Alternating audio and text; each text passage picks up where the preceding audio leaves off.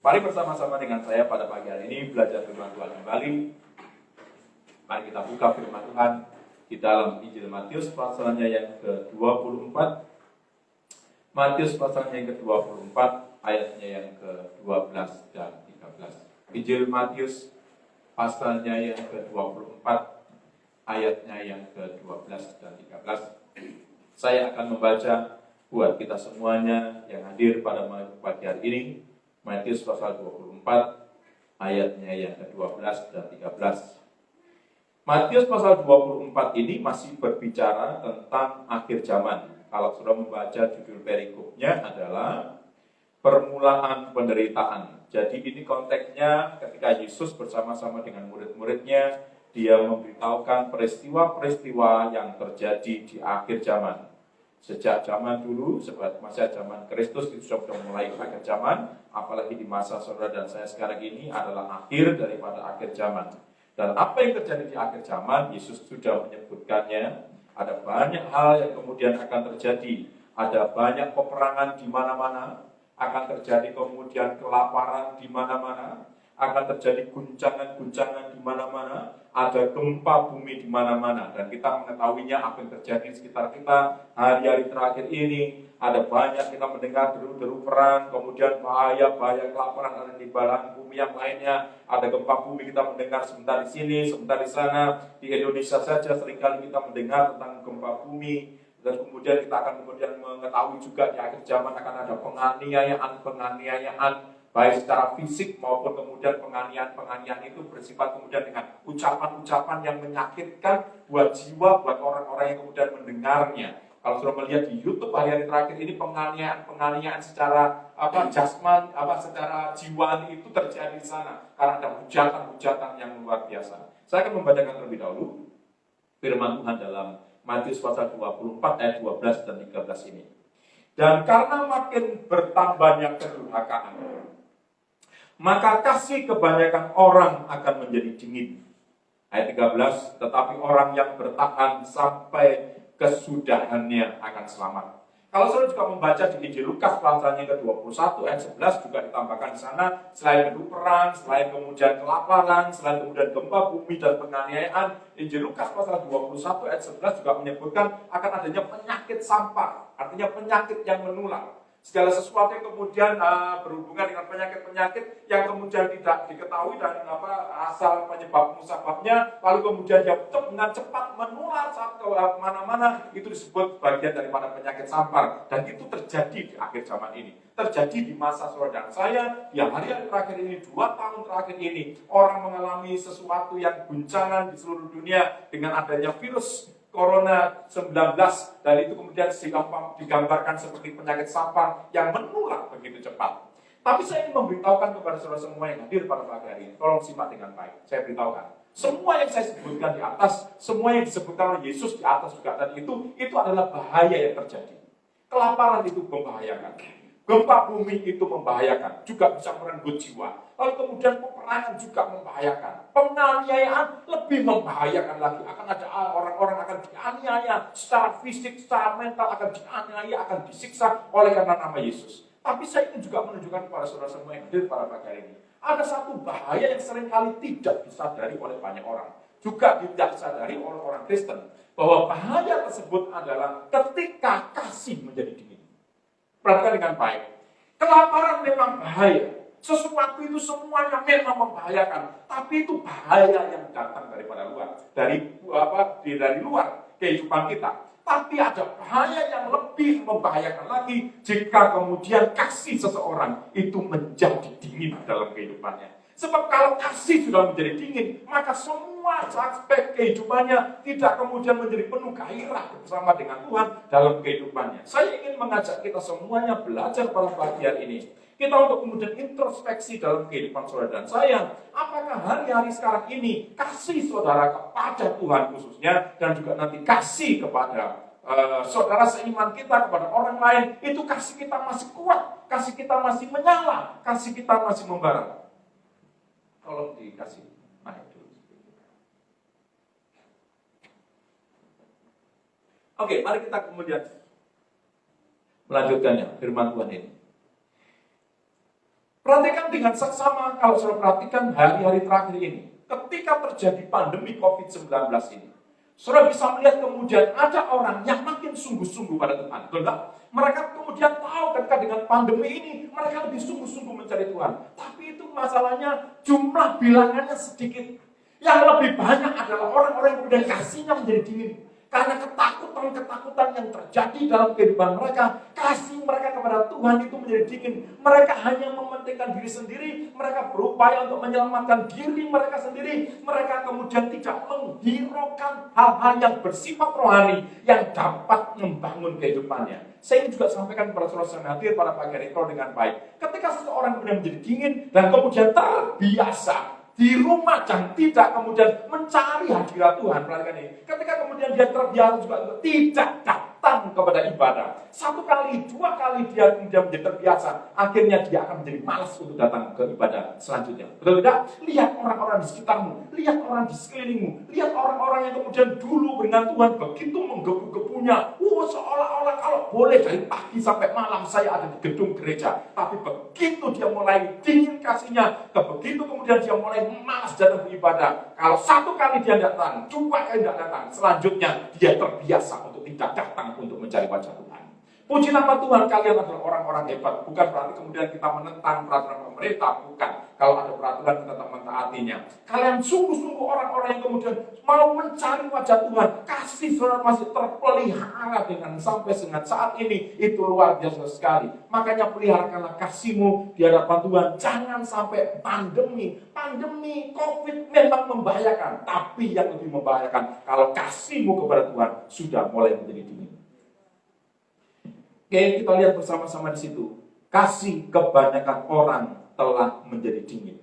Kasih menjadi dingin itu ditulis dalam bahasa aslinya dengan kata psucho, P-S-U-C-H-O, psucho. Yang artinya begini, menjadi dingin atau dengan kata lain mulai berkurang. Menjadi dingin itu menjadi berkurang. Itu di dalam konteks hal kasih. Artinya psucho itu kasihnya menjadi kurang.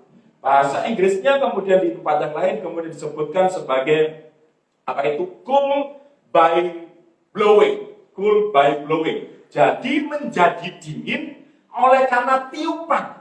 Menjadi dingin digambarkan seperti sesuatu yang panas terus kemudian menjadi dingin oleh karena hembusan, oleh karena tiupan, oleh karena hembusan angin. Kalau saudara kemudian minum kopi atau minum teh panas, lalu kemudian supaya saudara bisa segera meminumnya supaya dia cepat dingin, saudara apakan? Saudara tiup supaya dia menjadi dingin. Dinginnya tidak langsung terjun bebas menjadi dingin. Proses menjadi dingin itu dari panas, karena hembusan dia perlahan-lahan menjadi dingin. Ada sebuah proses dari panas, awalnya dia panas, lalu kemudian karena tiupan-tiupan angin, ada sesuatu yang datang dari luar, yang kemudian menyebabkan sesuatu itu menjadi dingin. Saya juga akan menunjukkan kepada saudara pada pagi hari ini, kenapa kemudian kasih kebanyakan orang itu menjadi dingin. Itu bukan faktor dari dalam, tapi seringkali faktor dari luar lah yang menjadikan kasih seseorang kepada Tuhan itu menjadi dingin. Kalau saudara membaca konteks Matius pasal 24 ayat 12 ini, karena makin bertambahnya kedurhakaan, maka kasih kebanyakan orang akan apa? Menjadi dingin. Artinya penyebabnya adalah kejahatan. Penyebabnya kasih orang itu menjadi dingin adalah makin bertambahnya kedurhakaan. Orang-orang di sekitar saudara adalah orang-orang yang kemudian hidup anomia. Hidup seperti orang yang tidak memiliki hukum. Itu yang disebutkan begitu. Orang-orang di sekitar saudara menjadi jahat. Orang-orang di sekitar kita ini sebagai orang-orang percaya, mereka hidup dalam kedurhakaan. Dan kemudian kita melihat mereka biasa-biasa saja. Mereka juga kelihatan makmur-makmur saja, aman-aman saja. Itu yang membuat kemudian banyak orang kasihnya menjadi dingin. Mengalami sebuah proses yang dulunya panas, lambat laun menjadi dingin. Saya ingin menunjukkan contoh kepada saudara tentang jemaat yang juga mengalami peristiwa kasih mereka menjadi dingin. Bersama dengan saya, mari lihat bersama-sama. Kita buka Wahyu pasalnya yang kedua. Kitab Wahyu pasalnya yang kedua, ayatnya yang pertama sampai dengan yang kelima. Mari buka bersama-sama Wahyu pasalnya yang kedua, ayatnya yang pertama sampai dengan kelima.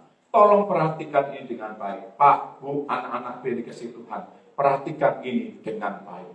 Supaya saudara dan saya belajar untuk bisa tetap menjaga kasih-Mu, tetap menjadi panas, membara dengan Tuhan. Supaya jangan pernah ada sesuatu peristiwa-peristiwa kejadian-kejadian di luar, faktor-faktor eksternal dari dalam kehidupan saudara yang kemudian menghembusi imanmu, menghembusi kasihmu, lama-kelamaan menjadi dingin. Pertahankanlah kasihmu, tetap membara di hadapan Tuhan. Wahyu pasalnya yang kedua, ayatnya yang pertama sampai dengan yang kelima. Ini surat yang ditujukan wahyu kepada jemaat di Efesus. Tuliskanlah kepada malaikat jemaat di Efesus. Inilah firman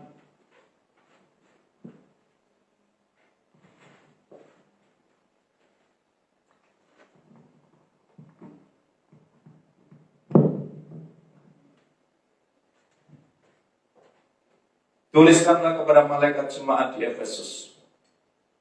Inilah firman dari Dia yang memegang ketujuh bintang itu di tangan kanannya dan berjalan di antara ketujuh kaki dian emas itu. Perhatikan, aku tahu segala pekerjaanmu, baik jeripayamu maupun ketekunanmu. Aku tahu bahwa engkau tidak dapat sabar terhadap orang-orang jahat, bahwa engkau telah mencobai mereka yang menyebut dirinya rasul, tetapi yang sebenarnya tidak demikian. Bahwa engkau telah mendapati mereka pendusta, dan engkau tetap sabar dan menderita oleh karena namaku, dan engkau tidak mengenal lelah.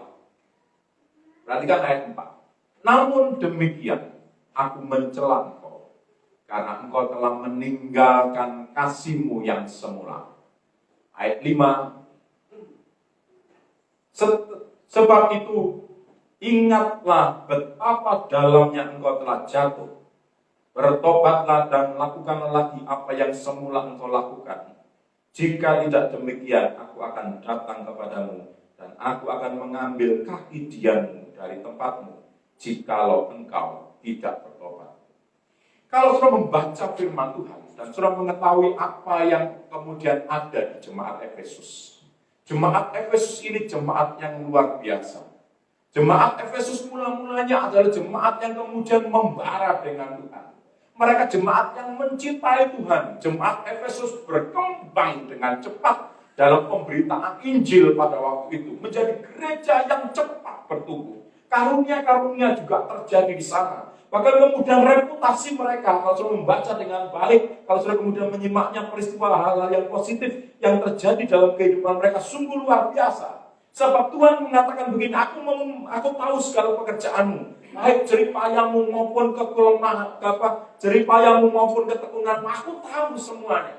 Engkau tidak sabar terhadap nabi-nabi palsu. Engkau selalu kemudian tetap memegang kebenaran firman Tuhan semuanya. Engkau tetap rajin, engkau tetap tekun, engkau tetap kemudian mengerjakan segala sesuatu untuk Tuhan sepertinya. Seperti itu. Tapi kemudian ada sesuatu peringatan yang disampaikan Tuhan lewat kebenaran firman Tuhan kepada mereka di ayat yang keempat tadi. Mereka tekun, mereka rajin, mereka berjeripaya untuk pelayanan, untuk pekerjaan Tuhan. Mereka lakukan itu semuanya. Namun yang kemudian menjadi masalah dalam jemaat yang ada di kota Efesus adalah seperti ini. Dikatakan, namun demikian aku mencela engkau. Perhatikan, Tuhan berkata, Yesus bersabda kepada jemaat yang ada di kota Efesus, jeripayamu, ketekunanmu, aku tahu semuanya itu. Namun aku mencela engkau. Perhatikan, namun demikian aku mencela engkau, karena engkau telah meninggalkan kasihmu yang semula. Kamu yang meninggalkan kasih yang mula-mula. Kamu meninggalkan cinta pertamamu. Dulu kau begitu mengasihi aku. Dulu kau begitu mencintai aku. Lambat laun dalam perjalanan kehidupanmu, kasihmu itu makin lama makin berkurang,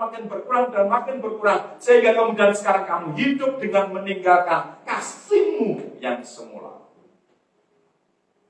Saya ingin membacakannya dalam terjemahan yang lainnya buat saudara semuanya. Perhatikan di sini bahwa Tuhan mencela engkau. Terjemahan TSI dikatakan begini. Tetapi aku kecewa dengan kalian karena hal ini. kalian tidak mengasihi aku dan tidak lagi saling mengasihi seperti pada waktu kalian baru percaya kepadaku.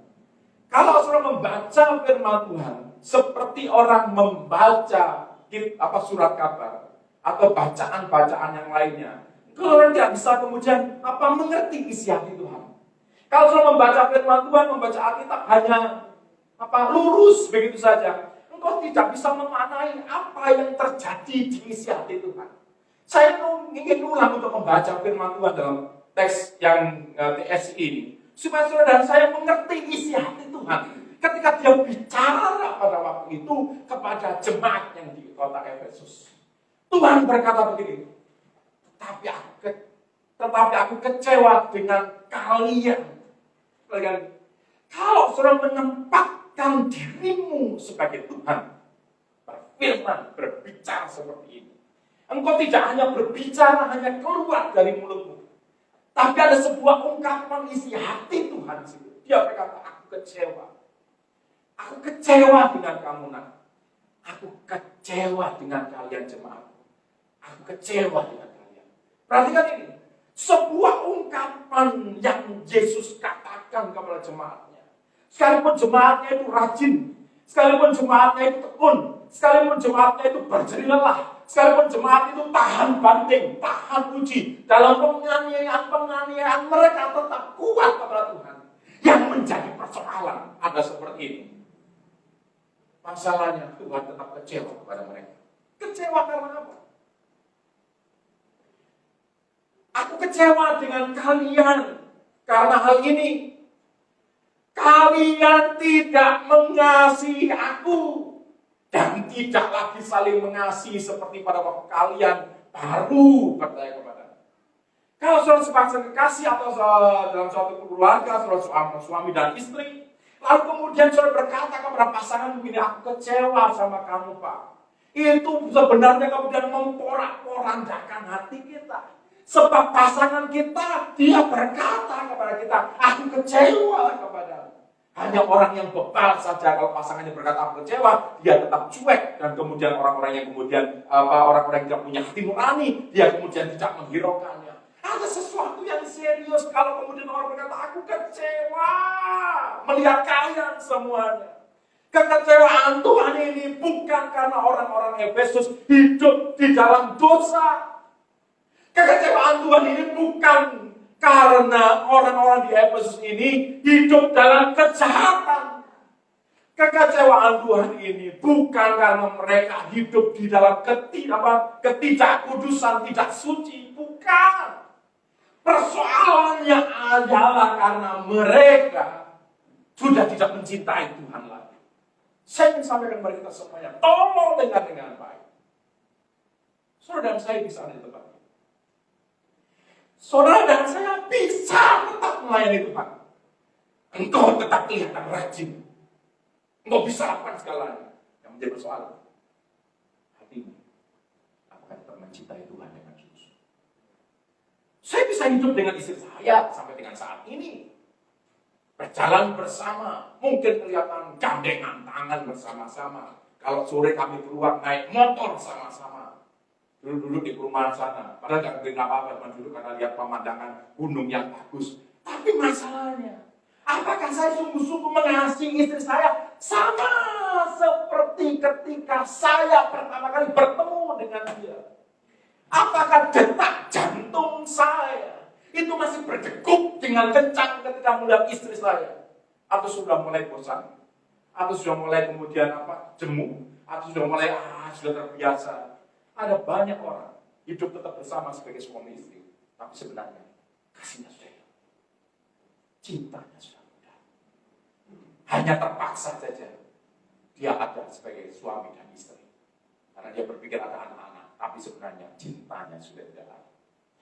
Betapa kecewanya Tuhan ketika dia berkata kepada orang-orang di Efesus, aku kecewa dengan kalian semuanya karena kalian tidak mengasihi aku.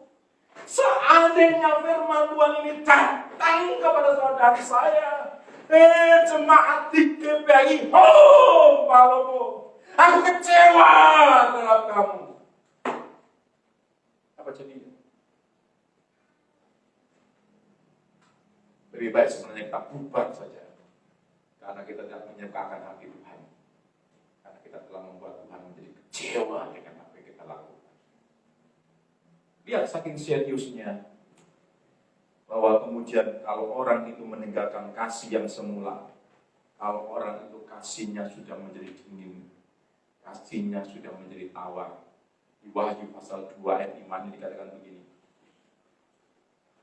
Sebab itu,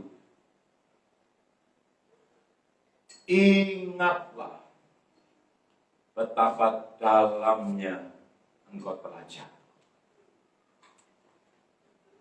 Kita pikir, mungkin banyak orang berpikir, orang itu dalam kejatuhan itu kalau dia bersinah, ya memang itu jatuh yang dalam. Atau kemudian membunuh orang, itu jatuh yang dalam. Tapi kitab suci kita berkata, ingatlah bahwa betapa dalamnya engkau telah jatuh. Seseorang yang kasihnya sudah menjadi dingin. Pada waktu itu sebenarnya dia sudah jatuh paling dalam. Mengerti mas saya? Jangan pikir kita ini oke-oke saja. Tidak ada masalah. Saya tidak bikin dosa, Pak. Saya tidak berzina, saya tidak nyeleweng, saya tidak merugikan orang lain, saya tidak mencela orang lain, saya kemudian tidak ngomongin orang lain. Ya kalau di depan orang lain maksudnya, di belakang orang lain ngomongin orang lain. Nah gitu kan, oh saya tidak lakukan itu semuanya, Pak. Itu bukan persoalan utama, sekalipun itu juga persoalan. Tapi persoalannya begini, kalau saudara dan saya sudah meninggalkan kasih yang mula-mula, kasih di dalam hatimu sudah menjadi dingin, itu kejatuhan yang sangat dalam. Saya ingin tunjukkan kenapa saya berkata itu kejatuhan yang sangat dalam. Bandingkan dengan saya, baca bersama dengan saya 1 Korintus 13 ayatnya yang ke-13. Saking seriusnya dosa itu, kejatuhan itu, Tuhan berkata dalam Wahyu pasal 25, pasal 2 ayat 5 tadi, bertobat. Jadi kalau engkau sudah mulai dingin kasihmu, mulai dingin cintamu kepada Tuhan, Tuhan berkata, bertobat. Ditahui keinginanmu, bertobatlah. Yang keras, bertobatlah. Nah, sekarang kamu balas semua ini. Kamu juga.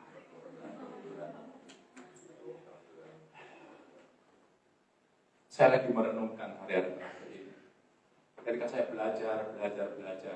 Ini saya sudah persiapkan dari beberapa waktu, dari Senin lalu, minggu atau Senin yang lalu. Itu sebenarnya saya bukan di hari Kamis, tapi kemudian Tuhan bicara lain.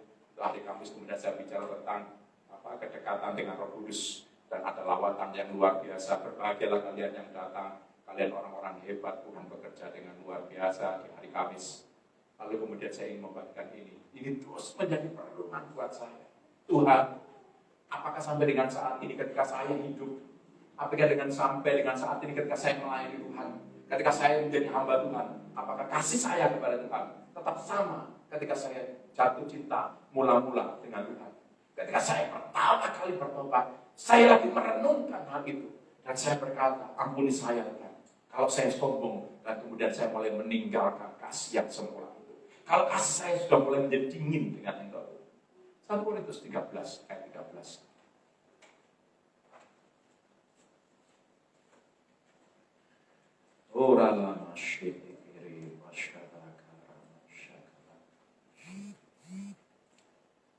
Firman Tuhan berkata begini. Demikianlah tinggal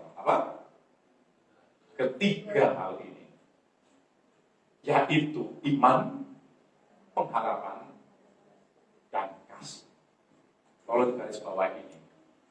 Dan yang paling besar di antaranya, di antara ketiga hal ini, yang paling besar di antaranya ialah kasih. Hal yang penting, hal yang terbesar dari kebenaran firman Tuhan, hal yang terpenting dalam kehidupan saudara dan saya sebagai anak-anak Tuhan, kalau kemudian disimpulkan, kalau kemudian dipadatkan, kalau kemudian diambil sari patinya, firman Tuhan berkata gini, tinggal ketiga hal ini. Jadi kalau disimpulkan semuanya, kita suruh membaca firman Tuhan, wah semuanya kesimpulannya tinggal ketiga hal ini. Jadi tinggal ketiga. Jadi kesimpulannya begitu banyak suruh membaca, kesimpulannya demikianlah tinggal ketiga hal ini. Yaitu apa? Iman, terus pengharapan dan kasih. Iman, pengharapan, dan kasih. Tapi ada sebuah penjelasan yang saudara dan saya mesti memperhatikan dengan sungguh-sungguh apa yang kemudian disampaikan Tuhan melalui hambanya yang bernama Paulus. Dia berkata gini, dari ketiga hal tersebut yang paling besar adalah kasih. Jadi yang terutama di antara yang utama itu adalah kasih. Yang terbesar dari yang besar-besar itu adalah kasih. Ya, gitu. Jadi perhatikan ini, dari ketiga hal ini yang paling besar itu adalah kasih. Kalau yang paling besar yaitu kasih, itu sudah menjadi pudar. Kalau yang paling besar, yang paling utama yaitu kasih, itu sudah menjadi luntur. Kalau yang utama di antara ketiga hal itu yaitu kasih, itu sudah mulai porak-poranda dan hancur. Bagaimana nasib yang dua ini? Tentang iman dan pengharapan. Tolong respon, jawab. Kalau yang utama saja, yang paling besar saja, yaitu tentang kasih, itu menjadi rusak, menjadi pudar, menjadi hancur. Bagaimana dengan nasib yang dua ini? Otomatis juga akan ikut hancur. Perhatikan ini. Omong kosong kita berkata punya iman. Omong kosong kemudian kita berkata, saya tetap berharap kepada Tuhan. Kalau sesungguhnya kasih saudara dan saya itu sudah dirusak, sudah hancur. Ada faktor eksternal yang telah merusak. Tahukah saudara, apa penyebab daripada orang-orang di Efesus tadi, jemaat di Efesus tadi meninggalkan kasih yang semula? Atau artinya kasih mereka menjadi dingin. Dengan tantangan mereka kuat. Dengan aniaya mereka kuat. Berarti kan juga, mereka dianiaya, mereka hidup dalam kota Efesus penyembah berhala, Dewi Artemis, mereka kuat. Diejek, dihina, mereka kuat. Berarti kan ini. Ya, ada nabi-nabi palsu, mereka usir, mereka tolak nabi-nabi palsu itu. Mereka kuat. Tapi kemudian iblis menyerangnya dengan cara ini. Tolong dengan baik. Ternyata mereka kasihnya menjadi dingin. Karena di jemaat Efesus ada orang penatua di kota Efesus itu mulai berebut kekuasaan. Dari zaman dulu, di gereja pun tidak lepas dari yang namanya politik berebut kekuasaan. Itu yang terjadi di kota Efesus. Penatua tidak memberikan teladan. Pemimpin rohani mereka berebut kekuasaan satu dengan yang lain. Sehingga membuat yang lainnya jemaat menjadi dingin kasih mereka. Faktor eksternal yang membuat mereka mengalami guncangan. Dan mereka kemudian meninggalkan kasih yang mula-mula. Kalau di jemaat kota Efesus saja yang begitu luar biasa, ada juga orang-orang yang kemudian berebut kekuasaan. Di kumpulan kita yang seperti ini juga pasti ada orang-orang yang cari kedudukan. Katakan, bukan saya itu, Pak. Belakang saya itu, Pak. Oh, kamu lihat di belakang. Bahkan itu bapakmu. Kamu menuju bapakmu. Oke, kita kembali. Lihat. Kalau orang itu sudah menjadi meninggalkan kasih. Kalau kasihnya kepada Tuhan, itu menjadi dingin. Yesus menjadi kecewa. Kalau kasih itu mulai pudar, pasti iman dalam orang itu juga ikut pudar. Kalau kasih orang itu pada Tuhan sudah menjadi dingin, maka pengharapannya juga menjadi dingin. Iblis paling licik. Dia tidak mengejar, dia tidak menyerang yang kecil-kecil. Kalau suruh main catur, kalau suruh dapat pion itu kemudian kurang ada artinya, betul enggak? Soal main catur itu yang dibidik itu menterinya, yang dibidik utamanya itu rajanya. Begitu menteri atau rajanya kena, terutama rajanya kena, mati, selesai. Kalau cuma kemudian pion-pion yang kecil-kecil di depan itu, ada berapa biji itu? Pemain catur, berapa biji itu berapa? Itu kemakan satu, kemakan dua, kita masih tenang-tenang saja. Tapi kalau kemudian Perdana Menterinya yang di sampingnya itu raja kena makan itu surat, kemudian sepertinya waduh, yang utama habis. Dan iblis tahu itu. Dia lihai main catur. Dia tidak serang yang kecil-kecil dan dalam kehidupan saudara. Dia hantam yang paling besar di dalam dirimu, yaitu bagaimana dia memisahkan kasihmu dengan kasih Tuhan. Dia hajar kasih saudara dengan peristiwa-peristiwa yang terjadi dari luar kehidupan saudara. Sehingga supaya kemudian saudara tidak lagi mencintai Tuhan. Saudara tidak bisa mengasihi Tuhan dalam kehidupanmu. Engkau bisa kecewa dan engkau mulai mundur daripada. Saya ingin bandingkan ini. Lihat. Ketika kita masih di sini seperti sekarang ini, tentu dengan mudah kita bisa berkata, saya setia kepada Tuhan. Saya tetap bisa mengasihi Tuhan. Ayo baca dengan saya, kitab Ayub pasal 1.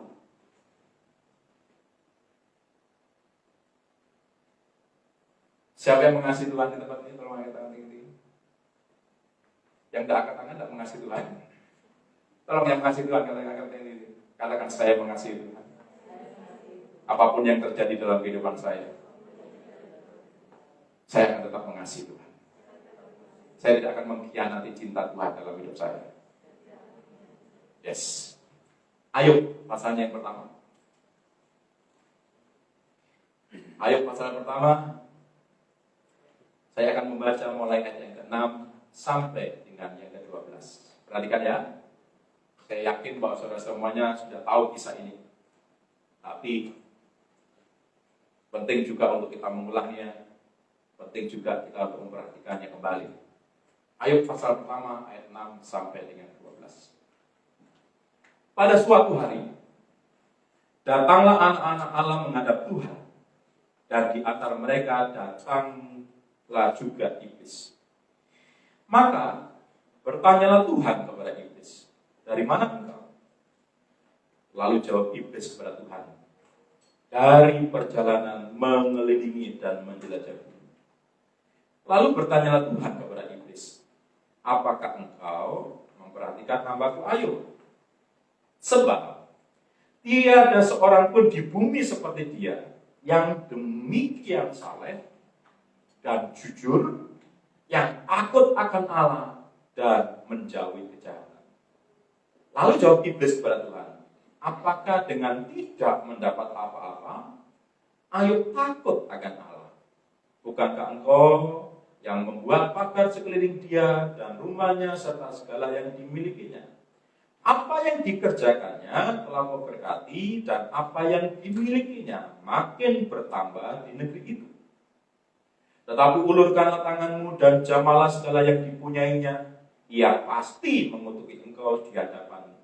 Maka firman Tuhan kepada iblis, nah, segala yang dipunyainya sekarang ada dalam kuasamu, hanya janganlah engkau mengulurkan tanganmu terhadap dirinya. Kemudian pergilah iblis dari hadapan Tuhan. Saudara tahu kisah ini? Saya yakin saudara sudah membacanya berulang-ulang dan mendengar firman ini juga secara berulang-ulang dan saudara memahaminya. Suatu waktu Tuhan rapat dengan malaikat-malaikatnya, ada pertemuan Dewan Musyawarah Tuhan. Tuhan rapat. Lalu kemudian datanglah si iblis. Loh, kok bisa datang iblis? Itu seizin Tuhan. Dia datang di situ. Ketika iblis datang, Tuhan tanya, dari mana kamu iblis?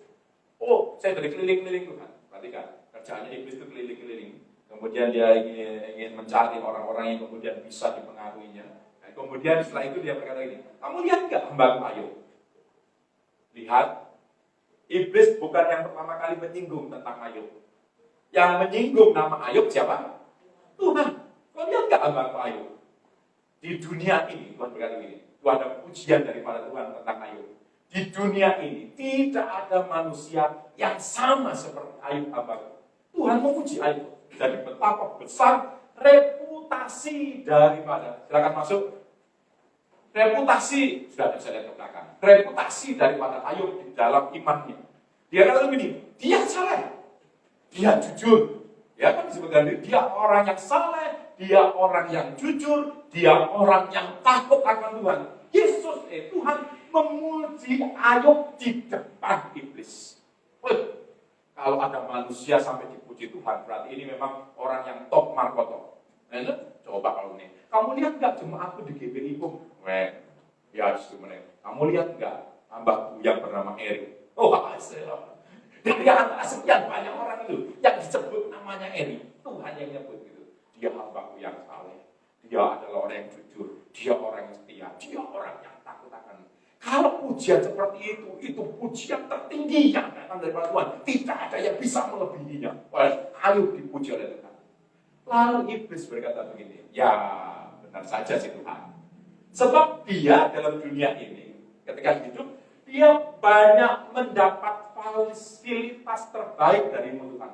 Engkau memberkati dia, engkau melindungi dia, engkau kemudian apapun dikejar tangannya dibuat tobat berhasil. Artinya semuanya sukses, semuanya baik-baik saja, semuanya berjalan dengan lancar. Ayub menjadi kaya raya, keluarga rumah tangganya harmonis, semuanya terbaik pada diri Ayub. Lalu kemudian ada tantangan yang kemudian disampaikan oleh iblis kepada Tuhan pada waktu itu. Coba Tuhan, kalau Ayub itu tidak mendapat apa-apa. Ayat 9 dari Ayub pasal 1. Perhatikan dengan baik. Lalu jawab iblis kepada Tuhan, apakah dengan tidak mendapat apa-apa Ayub takut akan Allah?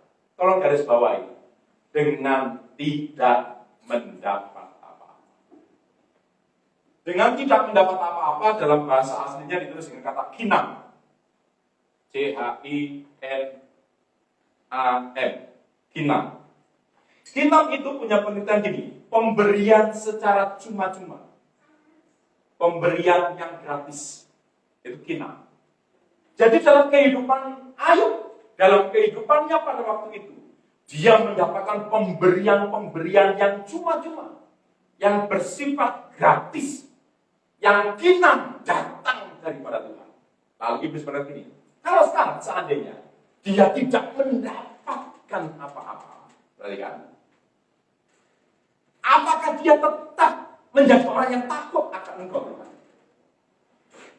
Iblis memberi tantangan kepada Tuhan. Loh. Yang aneh begini, kok ya Tuhan menyetujuinya ya? Benar? Kok Tuhan mengizinkannya? Bukankah dia salah? Kan bukankah Ayub tidak pernah salah dengan Tuhan? Benar? Karena dia takut akan Tuhan. Lalu iblis mencoba menantangnya. Sekarang kalau aku kemudian mengambil semuanya, bagaimana Tuhan? Kalau dia tidak dapat apa-apa, kok Tuhan sepertinya dengan sengaja, tolong garis bawahi, dengan sengaja membiarkan Ayub mengalami kinam dalam hidupnya, mengalami sesuatu yang tidak mendapatkan apa-apa. Kenapa saya sampaikan ini? Tolong dengar dengan baik. Karena banyak paradigma orang Kristen, ya, ikut Tuhan diberkati, ikut Tuhan makmur. Kan itu kan paradigmanya kan gitu. Ikut Tuhan itu pasti dilindungi. Ikut Tuhan itu pasti kemudian mendapatkan yang terbaik, mendapatkan privilege daripada Tuhan. Semua fasilitas, semua hal yang bagus Tuhan pasti berikan kepada orang percaya. Oh ya, memang sebagai anak-anak kamu pasti mendapatkan hal yang terbaik daripada bapamu. Tapi ada waktunya Tuhan juga mengizinkan kamu tidak mendapat apa-apa. Kalau kasih tahu supaya dia dengar, ada waktunya Tuhan membuat kamu tidak mendapat apa-apa. Udah siap? Udah siap? Sebab kalau tidak siap, kamu akan jadi kecewa. Kalau kamu tidak siap, kamu akan menjadi berontak pada Tuhan. Kalau kamu tidak siap, kamu akan meninggalkan kasihmu kepada Tuhan. Ada sebuah peristiwa yang terjadi kepada orang yang paling saleh di muka bumi ini, yaitu Tuhan mengizinkan dia tidak mendapat apa-apa. Katakan amin. Amin mufals. Saya juga akan tunjukkan pada saudara. Akan ada waktunya, akan ada timingnya Tuhan mengizinkan kamu tidak mendapat apa-apa. Kata yang amin. Katakan amin dong. Kalau berkata aja amin. Itu bagian ini. Ada masa Tuhan memberkatimu. Ada masa Tuhan mempromosikan saudara. Ada masa Tuhan benar-benar mengangkat kamu. Tapi akan ada masa di mana kalau kamu hidup benar-benar saleh di hadapan Tuhan. Sama seperti Ayub, Tuhan mengizinkan engkau mengalami kinam dalam kehidupan. Kinnam, kinam. Kau sudah mulai deg-degan? Kau sudah mulai bingung? Lihat, Tuhan mengizinkan itu. Dalam waktu yang singkat, ketika iblis dikasih izin sama Tuhan, lihat, semua yang terbaik dari kehidupan Ayub pada waktu itu langsung direnggut, langsung diambil, langsung kemudian dihancurkan dari kehidupan Ayub. Anak-anaknya yang dikasih 10 anak-anaknya, Pak, Bu, 10 anak-anaknya itu direnggut dengan kematian dalam waktu yang bersamaan. Bukan hanya hari yang bersamaan, tapi waktu yang bersamaan. Kalau hari bersamaan kan bisa pagi, siang, malam. Ini dalam waktu bersamaan. 10-10-nya meninggal dunia. Orang-orang yang dikasih, anak-anak yang dicintai oleh Ayub, dia ambil, direnggut pada waktu itu. Tidak berhenti di situ saja. Di hari yang sama, di waktu yang sama, seluruh kekayaannya, yang ribuan untanya, ribuan kambing dombanya, tidak tahu kalau sekarang ini, itu kemudian dia dikursuskan itu berapa hartanya. Itu mungkin Ayub adalah orang yang terkaya pertama di seluruh dunia pada waktu itu. Itu seluruh kekayaannya yang dia sudah nikmati itu, diambil semuanya. Mengerti? Mendengar saya? Jahat nggak Tuhan? Jahat nggak Tuhan? Jahat. Kenapa dia mengizinkan Ayub mati anaknya, kemudian mengizinkan Ayub harta bendanya habis? Tidak berhenti di situ saja. Lalu kesehatan daripada Ayub pun direnggut, diambil, mengalami kerusakan, dirampas, diambil dari kehidupan. Lihat ini, benar-benar mengalami kinam enggak? Benar-benar mengalami peristiwa tidak mendapat apa-apa atau tidak? 10 anaknya meninggal, harta bendanya habis, kesehatannya pun hancur. Dia sakit hanya kemudian duduk di bawah tanah, di debu tanah, dia garuk-garuk dirinya karena kemudian sakit dari ujung kepala sampai dengan ujung kakinya. Itu malah berkata, apa yang kemudian bisa dipertahankan? Seluruh apa yang dia miliki diambil semuanya. Sudah siap seperti Ayub? Dan kemudian banyak orang seperti itu. Berikanlah kesalehan kepada kami, kesalehan seperti Ayub. Berikanlah kepada kami hati yang seperti Daud. Berikanlah iman kepada kami seperti Abraham. Ngomong. Kalau sudah menempatkan dirimu seperti Ayub, tolong dengar yang baik. Kita belum seperti Ayub. Kalau tiba-tiba kekayaanmu, yang kaya. Semua tiba kemudian kena sesuatu, lalu kekayaanmu ambruk, bisnismu ambruk, engkau dipecat, engkau di-PHK, engkau tidak dapat harta tidak ada penghasilan. Apakah engkau tetap mengasihi Tuhan? Kalau kemudian tiba-tiba orang yang saudara kasih, orang yang saudara cintai, itu diambil dari dalam hidup. Masih engkau bisa berkata, Tuhan itu baik? Kita nyanyi. Semua baik, semua baik. Tapi nanti kemudian setelah pulang, Tuhan tidak baik. Papaku Tuhan ambil. Aku lagi dekat dengan papaku. Papaku yang mengasihi aku. Papaku yang dekat dengan aku. Papaku yang seperti menjadi teman buat aku. Sering memeluk aku. Kau panggil, kau tidak baik. Mamamu yang dari kecil merawatmu, mamamu yang begitu mencintaimu, mamamu yang selalu mendukung kamu, mamamu yang selalu ada di dekatmu ketika kau terpuruk, ketika orang lain meninggalkan kau, hanya mamamu yang setia menemani engkau. Dan itu diambil dari kehidupanmu. Kau mengalami kinam dalam hidupmu, engkau tidak mendapat apa-apa. Apakah kamu masih tetap bisa mengasihi Tuhan? Kalau Kemudian ketika engkau kelihatan olahraga, engkau semangat, engkau jalan kaki, engkau olahraga, engkau jogging, engkau jaga kebugaran tubuhmu. Tapi semenjakanya engkau buka tubuhmu, tiba-tiba engkau juga sakit.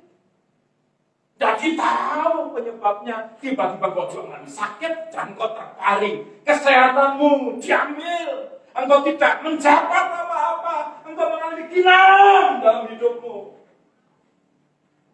Apakah engkau masih bisa mengasihi itu?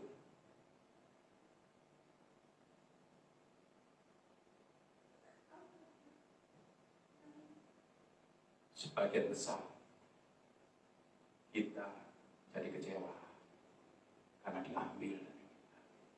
Saya dengar dari informasi tempo hari ini antara rohani saya bilang, ada jemaat saya kok sebutkan bahwa ketika anaknya kemudian meninggal dunia, dia bilang, carikan orang, carikan pendeta, carikan siapa saja yang saya bisa bayar supaya anak saya bisa hidup.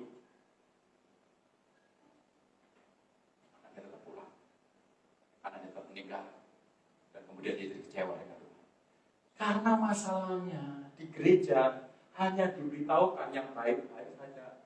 Di gereja dijanjikan yang mulu-mulu. Di gereja juga dijanjikan berkat-berkat saja. Di gereja tidak dipersiapkan.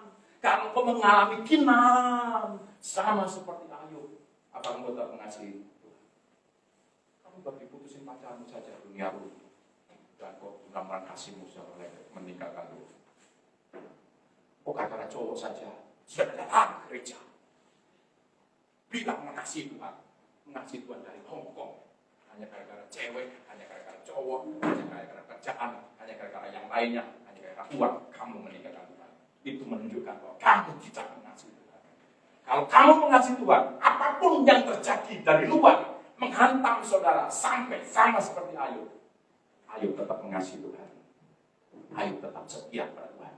Tidak pernah luntur cintanya, tidak pernah berkurang kasihnya, tidak pernah sedikit pun dia mengalami kegalauan di dalam dirinya karena semuanya diambil dari dalam kehidupannya. Saudara dan saya belum sama seperti Ayub. Ayub mengalami penderitaan yang semuanya sangat menderita, semuanya sudah diambil, tapi dia tidak pernah berbuat dosa, tetap melekat kepada Tuhan. Katakan amin. Pak, Bu, kalau dengan baik, uji cintamu kepada Tuhan. Kalau kau lagi diberkati, itu belum ujian. Kalau kau lagi senang, itu belum ujian. Kalau dompetmu masih tebal, itu belum ujian. Tapi kalau semuanya sudah diambil dari dalam hidupmu, isi kantongmu diambil, kekayaanmu diambil, orang yang paling dekat dengan dirimu diambil, dicabut dari dalam dirimu. Lalu juga kesehatanmu juga sudah diambil. Sampai kau hanya bisa terbaring di tempat tidur. Masihkah kau bisa berkata, Tuhan Yesus baik. Dan kau masih tetap bisa mencintai Tuhan dengan sungguh-sungguh. Ayub luar biasa. Ayat terakhir, ayat 1 ini ayat 21.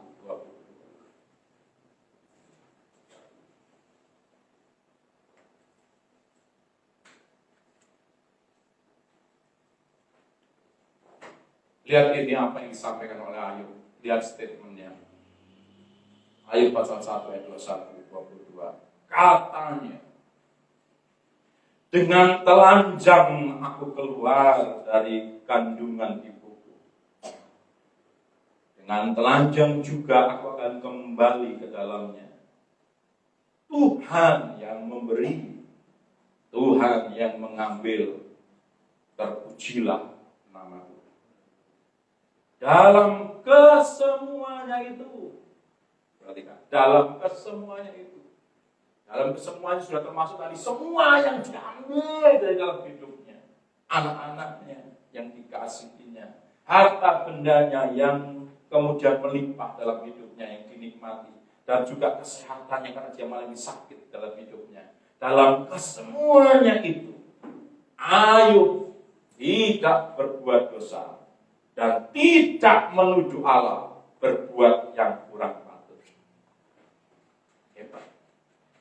Hanya orang yang karena didasari cinta, dia tidak curiga kepada yang dicintainya. Dia tidak berprasangka buruk. Dia tidak berpikir kurang patut kepada yang dicintainya. Ayub masih bisa berkata, aku lahir telanjang, aku nanti pun pulang telanjang. Terpujilah Tuhan. Kalau semuanya diambil daripadaku, Ayub kemudian tetap bisa mempertahankan dirinya, tidak berbuat dosa. Pak, Bu, ayo, jangan biarkan kasihmu menjadi dingin. Tetap setia kepada Tuhan. Amin. Tuhan Yesus memberkati kita semua. Kembali kita naikkan pujian tadi.